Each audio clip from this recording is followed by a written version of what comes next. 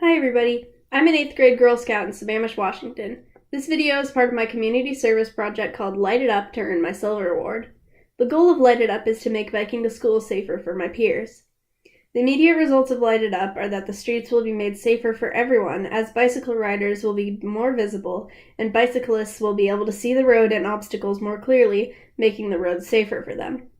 Long-time results of this project will be that the bicyclists will have an increased knowledge of bicycle safety and the training to execute and manage their personal safety.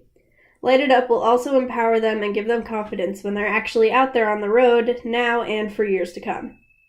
This project was inspired by the fact that I ride my bike to school in the morning and it can be really dark. I can barely see some people until I'm right in front of them. I'm not sure why people aren't already more lit up. I would say they may not realize but have the power to change their situation, or they may not have the resources. Parents aren't getting on bikes and riding with their kids to see how poorly lit their children are. When it's dark in the mornings, especially in November through April, it's hard for cars to see you when you're all bundled up in dark colors on a dark bike. That can lead to many things, such as a car crashing into you, you crashing into a pedestrian, or you just hitting something or someone on the road and injuring yourself or someone else. In the state of Washington alone in 2017, there were 5 fatal bicycle collisions, 46 serious injuries, 263 minor injuries, 208 possible injuries, and a grand total of 554 collisions. Avid bicyclists use many strategies to stay safe on the road. I was scrolling through the comments section on an article I was using for research by Ashley Halsey III, titled "Bike Riding Isn't Child's Play Anymore and Cycling Crash Deaths Are Soaring," and found what username DANGULP does. Here's what he said. My wife and I cycle about 2,000 miles per year. We have several strategies. 1. Helmets. 2. Lights. I have us lit up like Xmas trees. I figured that if one light works, then 5 will work better, and if one doesn't work, then maybe 5 will. 3. We practice and practice signals to each other. 4. I ride behind her. I'm old-fashioned, but I am protecting her. If someone strays out of their lane, they will hit me. Therefore, I am constantly checking my rearview mirror. 5. We don't ride at night. 6. We don't ride on really gray days. 7. We wear bright clothes. My wife says we have outfits, but God love her, I tell her I'm a guy and don't wear outfits. But they are outfits. Bright, colorful, distinctive, easy to see at a distance. Even our helmets are bright lime green. 8. We ride single file, all the time. When there is a shoulder, we can hear the vehicles behind us and can quickly and effortlessly move to the right and into the shoulder. 9. We ride defensively, all of the time. We don't listen to radios, we keep our focus. 10. We are very careful at intersections. Just because we have a green light, it does not mean that we can cross the intersection safely. We both give verbal signals. Clear left, clear right. 11. We hope we aren't unlucky. Sounds like he and his wife do a lot to stay safe. I don't want any of you guys getting hurt, so I'm here to tell what you can do to avoid getting in an accident.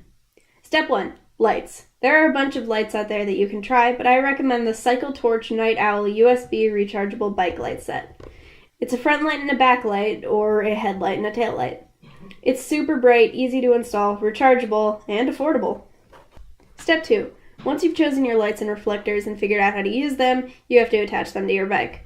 The headlight goes on the front like so. Take this rubber stretchy thing and wrap it around the front of the bike. Then hook it onto the hook right there and adjust it. Make sure it stays as a solid stream of light, because if the front one is blinking, that's illegal in the state of Washington.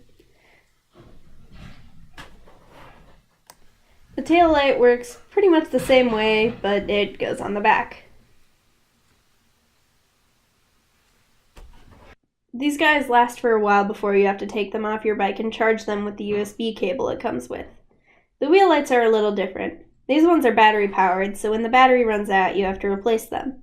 To replace the batteries, just unscrew the lid, take out the battery, and put in a new one. Start by putting the zip ties into the areas that they're supposed to go into. Then, put the zip ties around the axle and the wheel and tighten them. You want to line up the extra part with any reflectors on the outside spokes. Then, you bring it up, and trying to keep it close to the edge, weave it through. Every other spoke, you wrap it around a spoke to prevent it from falling. Keep going until you complete it and wrap any extra around the lights already there. Step 3. Helmet. I'm sure you guys all have helmets already, but just to be sure, let's go over why a helmet is important. It can be really helpful in an accident, like an airbag in a car. They help to cushion your head if you fall on the ground. The helmet will crack instead of your skull. So, you should get one that fits your head and use it properly. Don't wear a hood under the helmet because then you wouldn't be wearing it properly. Make sure the strap is tight, but not so tight that it becomes painful. Step 4. Gloves. Always have gloves. I don't care if you're a Yeti or a regular human, you need gloves. It gets cold out there, especially in the winter at night and early morning. You're probably going pretty fast on your bike, and the wind can deal some damage too. Plus, cold hands can interfere with your ability to hold down your brakes and stop. Step 5. Get all your stuff together. Helmet on your head, lights on your bike, gloves on your hands, don't forget to lock your bike, a jacket in case it rains. I think you're all set to bike to school. Oh, and don't forget your backpack. That's kind of a biggie.